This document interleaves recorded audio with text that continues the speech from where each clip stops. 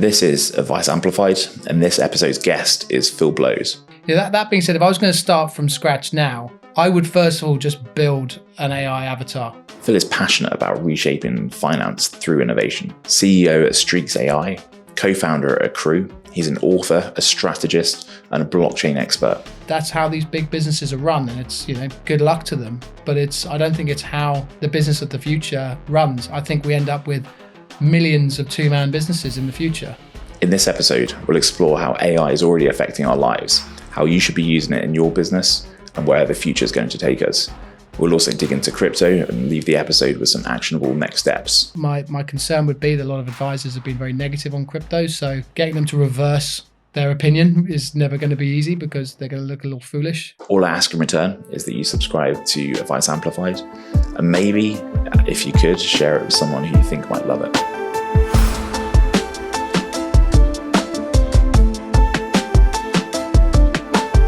Phil, welcome to Advice Amplified.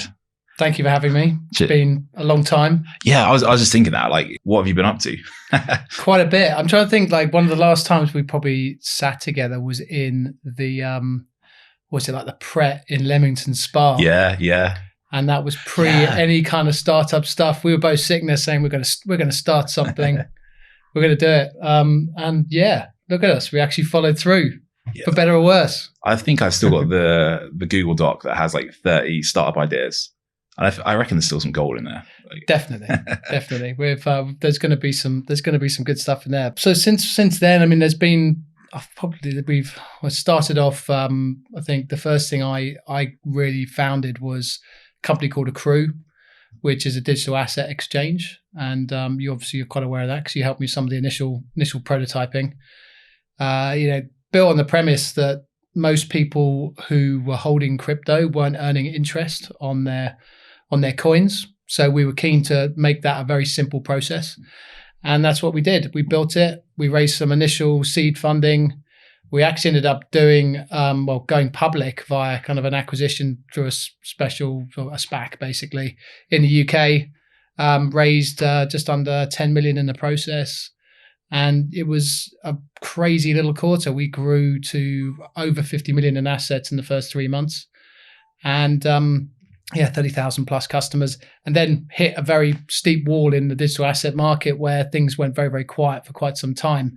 So we, over 22, had quite a quiet patch. And, as we streamlined the business, and we actually looked at a couple of other sort of new projects during that time. And obviously where I am now, which is sort of came out of that period, which is it's an AI startup that is listed on the London Stock Exchange called StreaksAI, which is super interesting business, helping to digitize influencers, which we can get into because I think that's something that's very relevant to financial advisors probably over time. And yeah, it's been AQRU, the first business, has started to pick up again as the market has as well. So it's been an interesting journey, just doing some fairly unusual things in finance, whether it's AI or kind of cryptocurrency.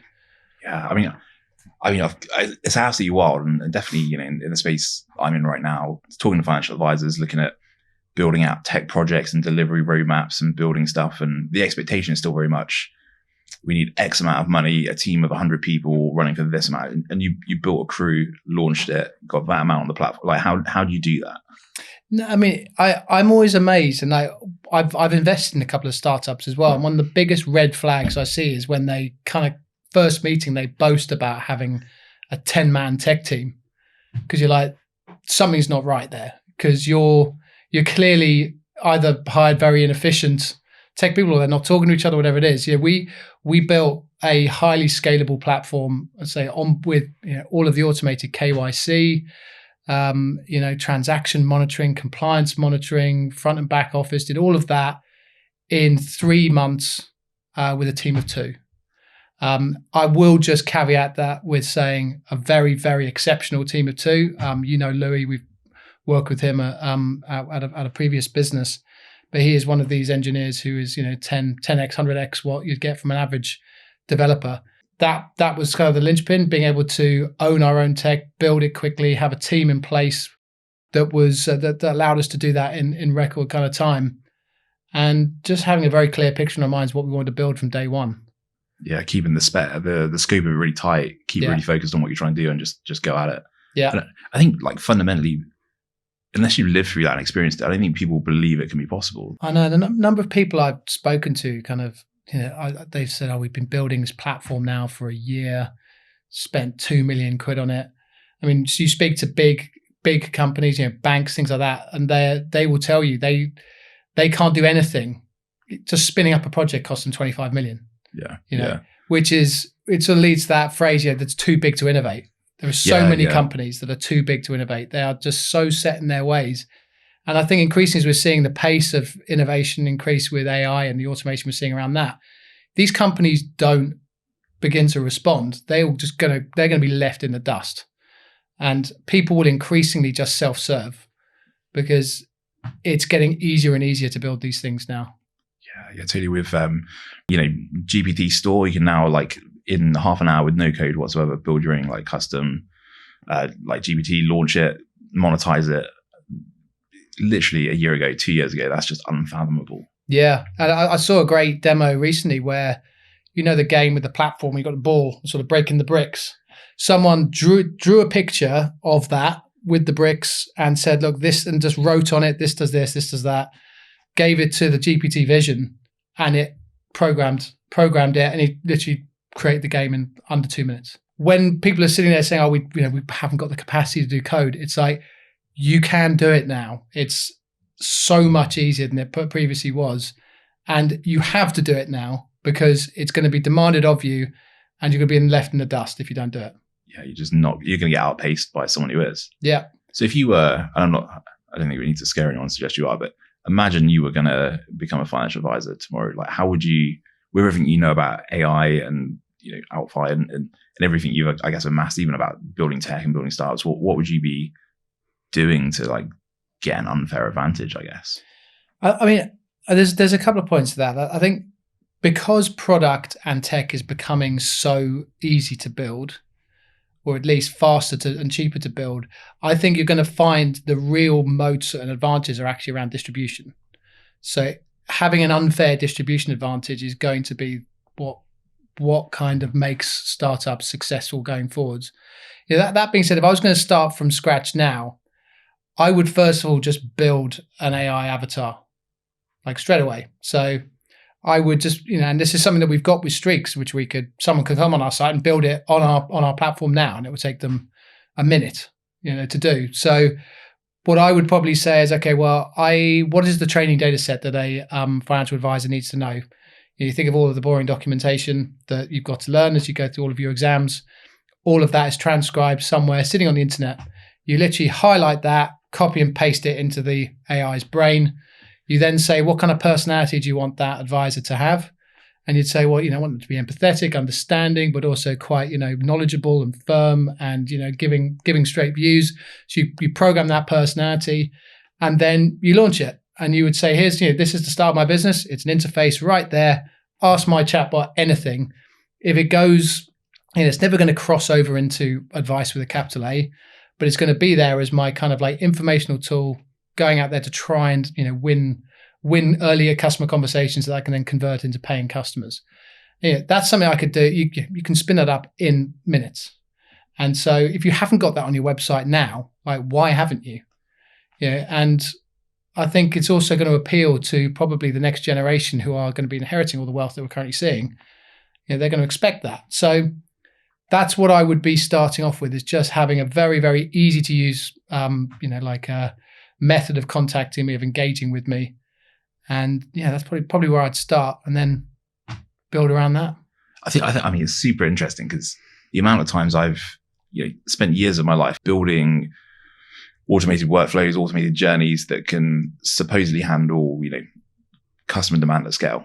Whether it's a robo investment journey, you launch it and then nothing happens, or 3 people go through the journey. And like you say, the real challenge is getting its eyeballs, isn't it? How do you get people engaged, attracted?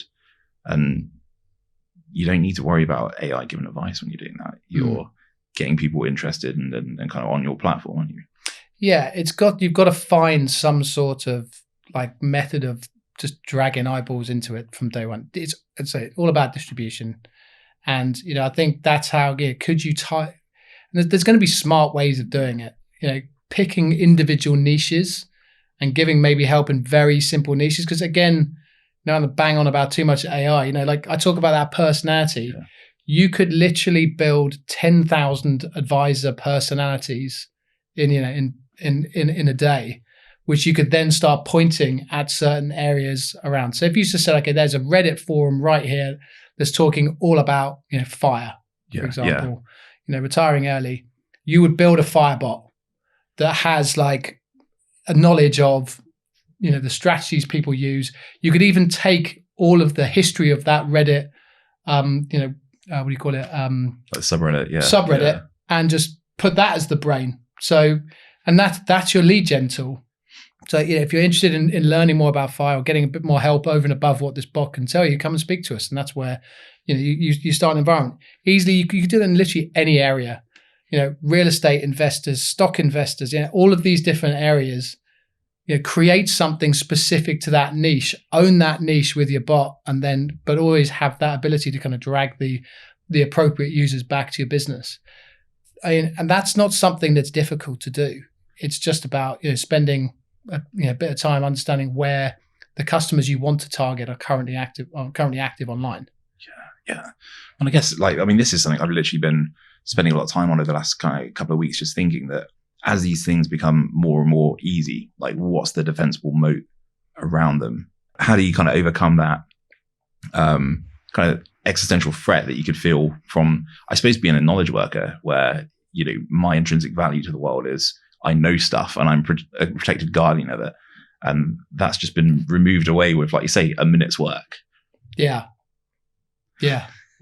Do you be afraid? Be afraid and get ahead of it? I think you need to get ahead of it. I mean, the really scary thing isn't where AI is now; it's where it'll be in 12 months. I mean, bear in mind that this was something. It's only really been 2023 that this has been around in any kind of scaled capacity. We're not going to suddenly hit kind of general intelligence, artificial general intelligence, AGI, anytime soon. People will say it could be soon, but just argument's sake, it's not. What it very much could be is super intelligent in specific niches very quickly.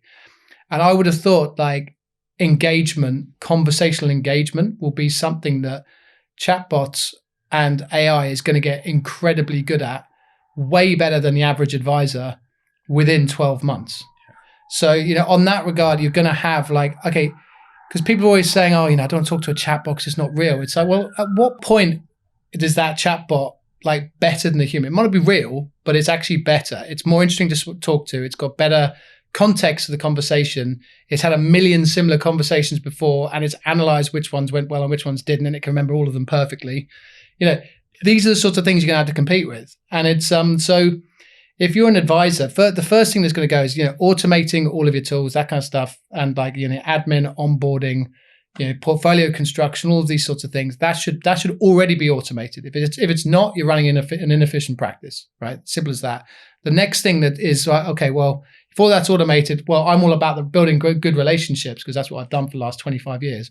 Great, that is a defensible niche now. It probably won't be in a year, 24 months. Because you're going to have bots out there that are better at building relationships with humans than you because they've had a billion conversations. And I don't want to paint that's doomsday scenario, but people are going to have to work out how they fit into that landscape because that is what's coming.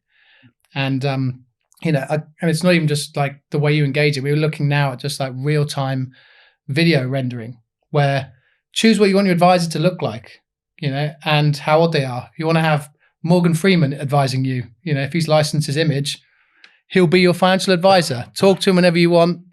And then, we've got one of the things that we're really excited about is if you think back to 2008 when you had the iPhone come out, you had, and because we all of a sudden had a great camera, you got Instagram, we had GPS come out, so you had Uber. I think the next big leap that's going to be combined with AI is what you're seeing with the Apple Vision Pro, where you're going to have a headset that's just completely change your spatial computing appears. And you're going to have a conversation with your financial advisor on the sofa next to you who won't be there. But there'll be an AI that, for all intents and purposes, is there interacting you like any other person. So, these are the kind of, these kind of things we've got to sort of plan for, because they are a couple of years down the road. And I think there'll be advisors now sitting there who maybe aren't winning business, but will win a lot of business because they're going to design the companies that take advantage of this, and they'll just steal the customers off the people who are just stuck in the past. So I'm sat there as a 50-year-old advisor who's, making some good money, got a client bank, thinking, nah, it's not going to happen. Do you reckon 12 months the rug's going to get pulled? I think if you're an advisor saying I've got 5-10 years left and I've got a customer base maybe been with me for 20 plus years, that's clearly going to be sticky. And I guess it depends on what kind of needs that group has coming down the pipeline. Is it, if they're just sitting there and you are an advisor charging 1% and you're just sitting on a portfolio, and let's be honest, you're just taking them out for dinner, twice a year, and you're basically a glorified kind of babysitter for this person's money. Well, that is, that's what people might just stick with. But if they have a need coming down the line, say they need a mortgage, or they need some sort of insurance product, or life insurance product, whatever it is, when you have these really engaging services out there away from you, they probably say, well, happy having that portion with my advisor, but I'll probably do this elsewhere because it's just easier. I just have a chat with someone online. I don't have to email them any paperwork, fill in any forms. My advisor's stuck in the past. That's the only, it's always a pain to deal with them. I like them because I've been dealing with them for 20 years, so that's why I deal with them. But new stuff, I'm not gonna compound the pain that it is dealing with them. So I think you'll just see services bleeding away, and then at the background there'll just be this march of people trying to get advisors to justify why they charge the money that they do. And you just get these low cost digital solutions that are getting better and better every year. And at some point, it'll just be like, well, I've got £1 million portfolio with my advisor and I'm paying him or her 20 grand a year. And I could, I've got a robot version of the same thing and it costs, a tenth of that. At some point, you're not providing any value. Yeah. I guess it's that kind of pace as well, isn't it? That because of the mad scale that can be achieved, that it could actually, happen that quickly. Whereas, so we I guess worked on, and I'm going to sound like an absolute Luddite here, aren't I? But was it 2015, 2016, 2017, like the last AI hype wave, and we were, I think, at the forefront of a lot of what was going on in the industry with AI then, and nothing happened with it. And no, it's true, and again, this was down to, if you think about the distribution models that we had, it's very difficult to get out there and just warm up the market and direct. So, that's one thing. But then there are gatekeepers. And I think that's the problems we ran into.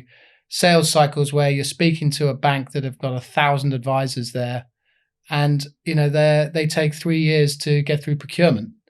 And then they ditch the project at the end because the person who was originally talking to you has had political infighting and has left, and that's fine. They're there. That's how these big businesses are run, and it's good luck to them. But I don't think it's how the business of the future runs. I think we end up with millions of 2-man businesses in the future, not concentrations of massive banks and things like that, because you're going to have a 2-person business that's going to be able to do 100 times the output that they previously could. So that's where I think you begin to see more breakthroughs, because it's just easy to get it out there, and you haven't got these kind of gatekeepers. I mean, I'm always amazed at the people who have got money with some of these institutions and they're getting no value from it, and they couldn't point to it. It's just, so I think people will wake up to it, and it will be these AI bots that drive that revolution, because they're infinitely scalable and they can talk to you on a variety of different channels and tell you what you're doing is wrong, and they'll get very good at convincing you that what you're doing is not right. So that's what we're going to see down the road.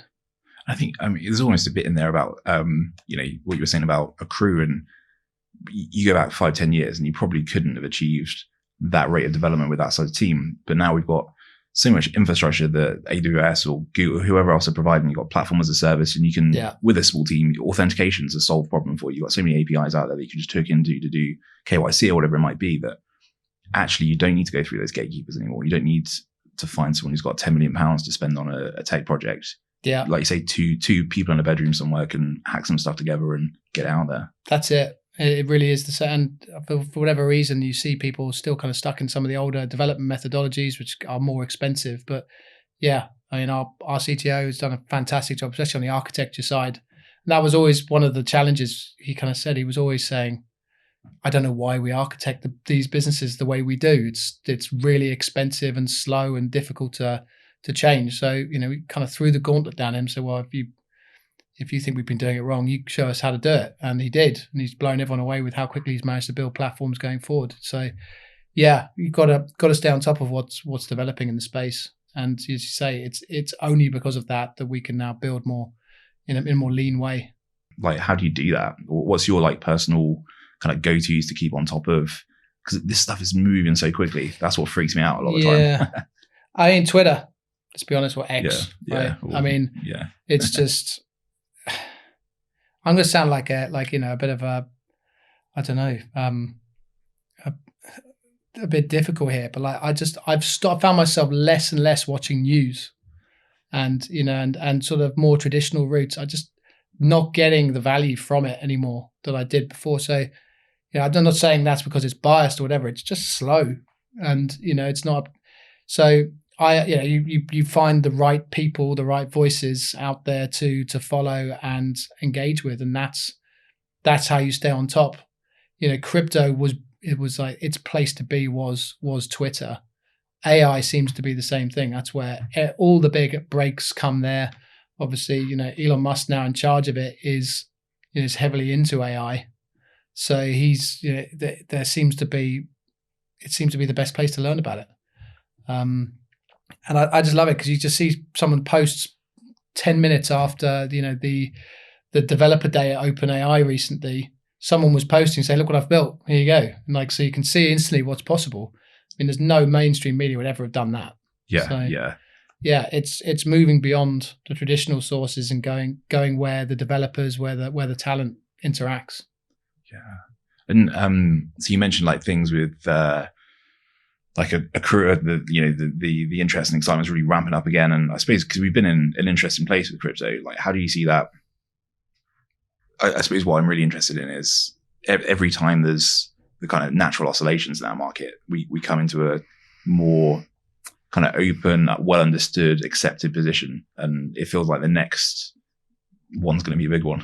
Yeah, it has been so cyclical, and you've seen these cycles over since the last like 12, 13 years. This one, and what's interesting, it always feels like this time's different, and this time feels different, because previously, there's no getting away from the fact that the history of crypto has been littered with, poor regulations, scams, just like hype cycles, these sorts of things. What we're now seeing is a lot different. First of all, a lot of the use cases that came out of kind of the 2020, so 21, 22 kind of, 2021, decentralized finance sort of boom, a lot of them died, and the ones that have survived are now beginning to find real institutional adoption and use cases. JP Morgan, and I think it was this week, talking about, one of the big blockchain based trades that they just did, really using blockchain tech for the first time to revolutionize the way we settle transactions and things like that in the institutional market. So we're seeing, institutional adoption is coming in. The big thing is the fact that there is the first Bitcoin and soon ETH ETFs appearing. Yeah. I mean, my view remains that the majority of people who own crypto will own it via an ETF. People don't want to self-custody these assets as much as the community wants them to. And, unbanking yourself, all these sorts of things. There'll be a small population that does that. The majority of people will own these assets through ETFs.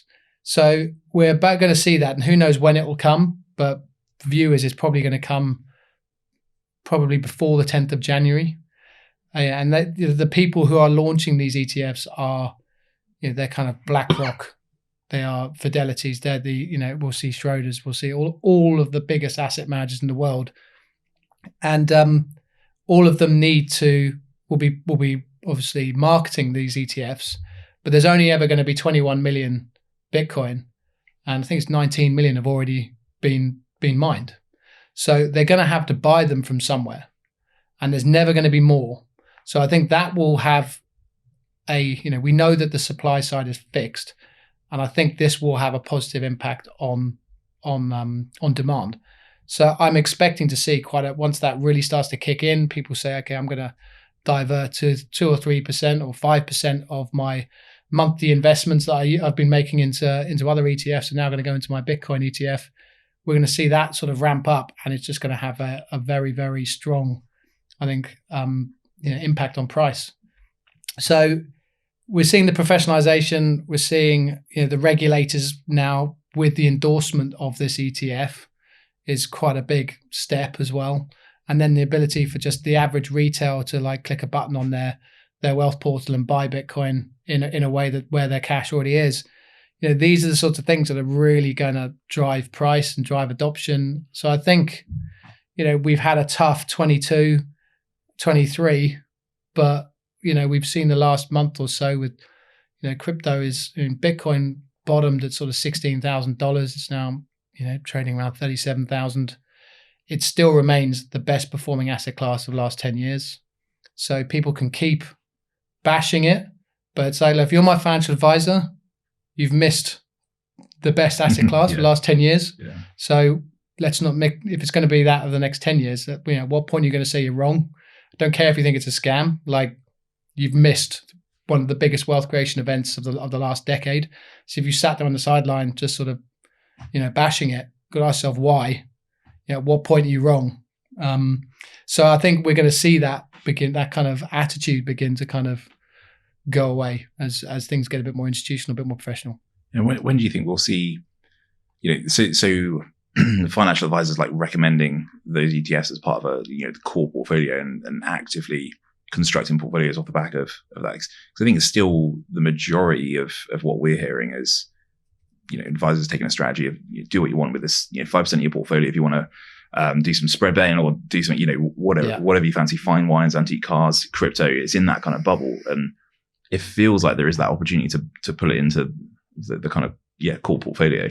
Yeah, it's gonna. I mean, Galaxy is a listed company that are 4.5 billion of assets in the crypto space, and they've just released some research around trying to show how it's impacted the model portfolio by bringing crypto in, and the biggest impact is sort of the 0 to 1% sort of allocation, because it again, you add it to any portfolio when it's the best performing asset class, it's going to have a huge impact. So I think you're going to start seeing that bleed in. My concern would be that a lot of advisors have been very negative on crypto, so getting them to reverse their opinion is never going to be easy, because they're going to look a little foolish, especially if their customers didn't do anything on their advice and so on.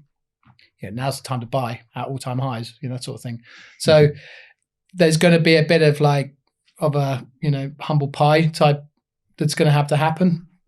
But I think this isn't something you'd ever put the majority of your net worth into, despite me having the majority of my net worth in it, but that's for different reasons. Like having allocation to gold, like having an allocation to alternative assets of other types of alternative assets, it should be part of that portfolio. Clearly, that's not financial advice, but it's that is, that's something that a lot of people will do. And I think what you're going to find is, as the millennial generation inherits the kind of assets that the previous generation pass on, a lot of them have been invested in crypto, and they've done it through means outside of their financial advisor.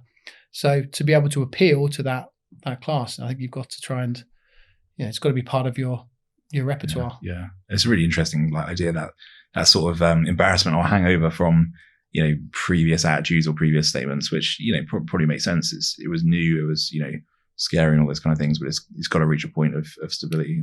Yeah, I mean, it's a difficult. I mean, I completely understand why it was different. It was scary. It was it's not something that and the community didn't do itself any favors as well. It was a very alternative community. It probably remains to be a very alternative community, very kind of anti-capitalist, which is clearly not the background of most financial advisors. So yeah, it's understandable the reaction that it's had. So it'll be interesting to see how they overcome that. Yeah, but you're not necessarily predicting the barefoot, no shoe wearing, live your life entirely on crypto, Bitcoin kind of future for the next few years. I don't think so. I mean, there's people who've been living off Bitcoin and have completely unbanked themselves for a long time. One of the biggest issues with blockchain and with Bitcoin has always been like transaction costs. You've got something like the Lightning Network for Bitcoin, which has massively reduced transaction costs. Buying a coffee, if it costs with Ethereum, if it costs you a couple of dollars of transaction fees, is not a good option. So these scaling solutions, we've seen it in Ethereum with things called layer 2s that have come in that have radically decreased the cost of transactions, and there is something on the Ethereum roadmap in the future which will decrease the overall transaction cost. But there's a few things to overcome before it becomes like live your life on Bitcoin. The biggest issue that we've seen, and the thing that which really got Bitcoin flying again, was the Silicon Valley Bank crisis. Yeah, everyone just suddenly, I think it just sort of flicked the switch in people's minds. They were suddenly saying, "Hold on, this whole fractional reserve banking thing, I didn't realize that that's actually how things worked." And the majority of banks are only holding a very small proportion of the money that I have deposited with them. And it's I think that sort of terrified people. It kind of opened up the fundamental narrative to Bitcoin around removing money from state and making it something that you should be in charge of your own money and not have someone tell you what you can do with it. So it's been fascinating to see that kind of in a year where there's been all these kind of banking crises, the monetary base of the US going absolutely berserk. These are always the sorts of things that play into the Bitcoin narrative. We saw the Fed borrow an additional $1 trillion in a month recently, which it's up to $33 trillion. At what point does it end? It's like, I think all these sorts of things have got the Bitcoin maxis kind of smacking their chops. They like the look of it. So I don't know. We'll see. I mean, I feel like we've been talking a lot about crypto. If you're listening to this and didn't know how to get started, where to start, how to keep safe, what steps would you advise? It will always be classified as a high risk asset. So obviously you've got to look at it and put it in whichever bucket and understand how much you want to risk with this asset class. And then it's a case of, okay, well, there's a number of very, very professional platforms, AQRU being one of them, which you can very simply deposit either sterling or euros or dollars or whatever your preferred fiat currency is, and then buy Bitcoin, and it will give you a quote just like you would with any other kind of foreign exchange transaction or stock purchase. And most of the big platforms have the ability to get exposure to crypto assets as well. So if you have money already on like a leading brokerage platform, then you can purchase Bitcoin or Ethereum there as well. I don't think you'll have to look very far to be able to do it. And then it depends on how you then want to hold that crypto. So a lot of the more traditional platforms won't allow you to transfer that Bitcoin off. However, platforms like AQRU, which are more crypto native, we will say that if you want to have your own wallet, which you custody, and you've probably heard all the horror stories of people losing their crypto wallets in landfills in Wales and things like that. But that's where you can hold and custody your own assets, and that's kind of the beauty of crypto, is that you have your wallet, you have your recovery phrases, and wherever you are in the world, you can access that that wallet and spend that money as you see fit. It's sort of a couple of questions. Is like, first of all, how much can you risk? Which kind of platforms you got access to right now, and how do you want to custody it yourself, or do you want someone else to send it for you? And there's a number of different options you can use on the basis of that. I guess. Thanks. That's really super interesting. I'm thinking like same question, but with AI. Like if you were, so I think there'll be a lot of advisors or related roles sat there panicking, probably head in the sand. Where would you start if you complete novice? Is it have a little play with ChatGPT? Because I know plenty of people in our industry that haven't even done that. Yeah, I mean, I think there's some real like aha moments, and I think using one of these large language models like ChatGPT for the first time, you're like, this is ridiculous, and I think the more you research it, the more it will give you ideas around how you can utilize it in your business, because clearly every business is different. So I think that first sort of interaction with one is interesting. Another kind of aha moment for me was when I actually kind of replicated myself using AI, where you get, by using my voice, like excerpts of my voice, created an avatar that talks just like me, but it's much more eloquent because it's like has a so you're using AI to generate the text and using AI then to make it sound like yourself, and then increasingly having them a video of myself talking, and you can do all of that by sticking little bits of the building blocks together. And there's several different language models you can use, several different voice replication tools, and also video tools that you can use. And that's not a process that is particularly difficult for a developer to put together. And at the moment, it is still a developer. You'd need to sort of do that to go from so. If we do this again, maybe it won't be me here. You can just have a chat with my digital avatar. I'm sure they'll be trained on this conversation and others that we've had. So I think you've just got to go down the rabbit hole a little bit and start with something like ChatGPT, because it is incredible. Ask it something interesting, and then find some accounts on Twitter, see what interesting stuff people are doing on it, because that's been the incredible thing, and giving it a personality. Because I think the biggest surprise that a lot of people have seen with AI is that everyone thought it'd be really good at just doing the rote tasks. Yeah. But it's been the creativity that it comes up with that's been really shocking. I mean, there's a Discord channel called Midjourney that you have to pay for, and you literally just describe any picture, anything you want, and then it'll produce it for you in like 30 seconds. So it could be the Prime Minister riding a bucking bronco in somewhere. Just keep adding it, and then you've got to say I want it to be a cartoon, I want it to be in high definition 4K, whatever it might be, and it will produce it just based like that. And it's I mean that stuff just blows you away the first time you see it. I think that will kind of hopefully give people a lot of inspiration, a lot of ideas as to how they can apply it to their business. One of the things that's really impressed or excited me recently is the fact that you go back 10 years. If you wanted to do anything in AI, you had to hire people with PhDs, people getting in there doing, building custom models, huge sets of data, probably long amounts of time without necessarily any tangible inputs. Whereas now you can grab a lot of these existing models and plug them together and you're off. Yeah, it feels like we've kind of hit escape velocity somewhat, because where it is now is amazing. I think now it's quite scary where it is now, and just how useful it is now as a tool. So, you've got to assume it's going to be twice as useful in a year. Like processing power will double in a year's time. The models that we're using will be exponentially larger, and that kind of the larger the model, generally, the better it is at kind of predicting what next needs to happen, so to speak, in sort of basic terms. So it's that's the really crazy thing, is that it's already. From where it is now, I'm like, this could replace like so many different jobs already, and we're just getting started. And I think where we're going to see it go next is it's going to be superhuman level abilities in certain niches. And I think persuasion might be one, which is equally scary, because you don't want to be persuaded to do something that's not aligned to your interests, which is where all the alignment conversations are coming from, and the UK is trying to be at the forefront of that kind of debate. So it's gonna. I mean, that's what's going to be really exciting, is just where we're at in the not too distant future. How do you see that playing out with financial advice, super heavily regulated market? You need to be able to evidence how you arrived at decisions, where recommendations have been made, and there's advice or guidance with a small A or G or whatever, and then proper advice.